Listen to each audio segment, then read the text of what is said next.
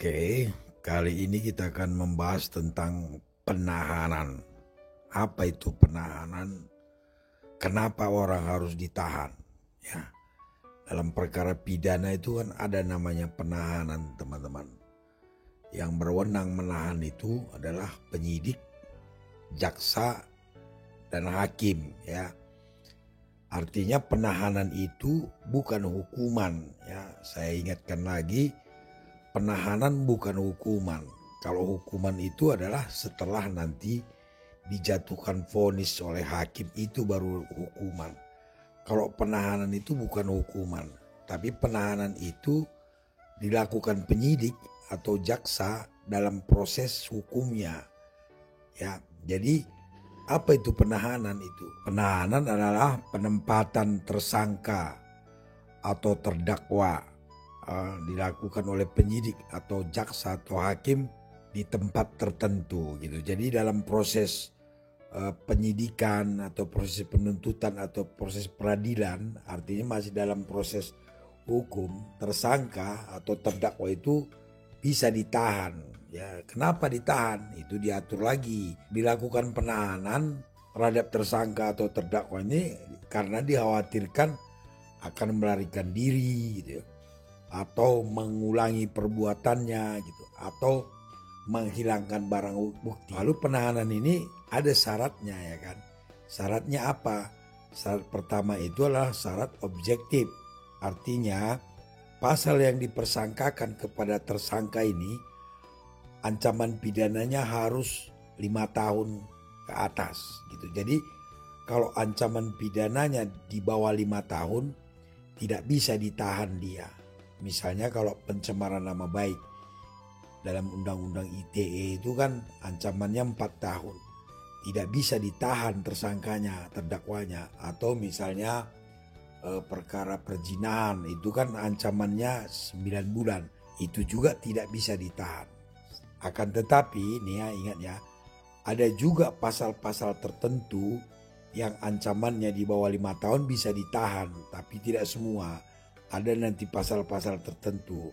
Misalnya pasal 351 ayat 1 itu kan penganiayaan, ancamannya 2,5 tahun kalau nggak salah saya. Itu bisa ditahan. Namun secara umum penahanan itu bisa dilakukan apabila ancaman pidananya 5 tahun ke atas. Itu syarat objektif. Lalu syarat kedua adalah syarat subjektif atau dia sebut juga teori kekhawatiran penyidik gitu ya, atau kekhawatiran jaksa. Kekhawatiran ini, tentang kekhawatiran ini berada pada wewenang penyidik atau jaksa atau hakim yang menangani perkara itu. Kekhawatiran apa? Kekhawatiran mengulangi perbuatannya, kekhawatiran melarikan diri, kekhawatiran menghilangkan barang bukti. Itu syaratnya orang bisa ditahan. Nah, yang ingin saya sampaikan, catatan di sini yang perlu digarisbawahi teman-teman. Penahanan itu tidak harus dilakukannya. Artinya penahanan ini dilakukan benar-benar harus sesuai dengan syarat tadi. Artinya tidak dijadikan untuk menakut-nakuti tersangka gitu ya, supaya dapat uang gitu kan. Aparat penegak hukum, aku tahan kau nanti, kalau kau nggak, kau akan kutahan katanya. Jadi berharap supaya dapat uang gitu. Kalau dikasih uang nggak ditahan, kalau nggak dikasih uang ditahan. Itu bukan itu tujuannya. Jadi benar-benar selektif sebenarnya. Karena ingat, dalam proses hukum tadi teman-teman, belum tentu orang yang dijadikan tersangka ini bersalah. Ya, harap diperhatikan ini. Orang dijadikan tersangka belum tentu bersalah. Bisa jadi nanti perkaranya dihentikan, atau bisa jadi juga nanti dia bebas dalam persidangan putusan hakim. Jadi untuk menahan orang tadi, mengekang dia, dimasukkan ke dalam sel itu, dalam tempat tertentu tadi, itu harus benar-benar selektif. Ya, yang pertama tadi syaratnya harus ancaman pidana 5 tahun ke atas. Lalu syarat subjektifnya kewenangan penyidik atau jaksa tadi benar-benar dikhawatirkan melarikan diri dia, atau benar-benar dikhawatirkan dia akan mengulangi perbuatannya, atau benar-benar akan menghilangkan barang bukti, baru ditahan. Seandainya orang tersebut memang korporatif, tidak akan melarikan diri, kita kenal orangnya jelas, ya itu tidak perlu ditahan, ya kan. Biarkanlah dia proses hukum berjalan sampai putusan hakim. Nanti kalau dia dinyatakan bersalah dihukum, baru dia menjalani pidananya kan. Jangan dijadikan penahanan ini untuk alasan untuk mendapatkan sesuatu atau ada kepentingan lain atas permintaan orang, misalnya tahan itu. Tidak begitu ya.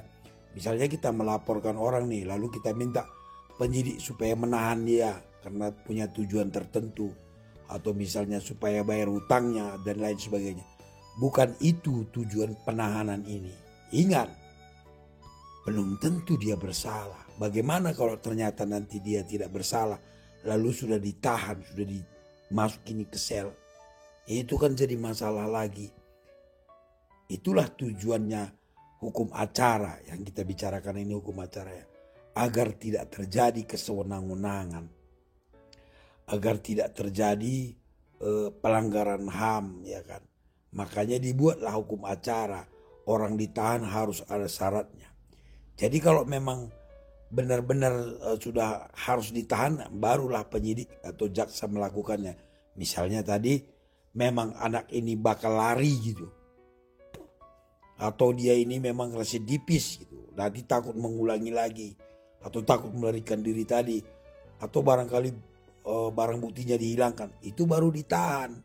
Pertimbangannya itu benar-benar, walaupun dia subjektif tergantung penyidik, tapi penyidik harus benar-benar mempertimbangkannya, bukan karena permintaan orang, bukan karena untuk nakut-nakuti ya.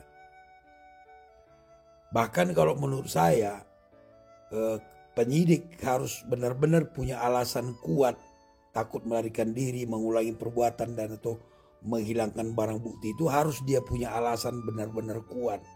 Harus benar-benar selektif, karena tujuan penahanan tadi bukan menghukum. Ingat, ini adalah memperlancar proses penyidikan saja, memperlancar proses hukum, begitu.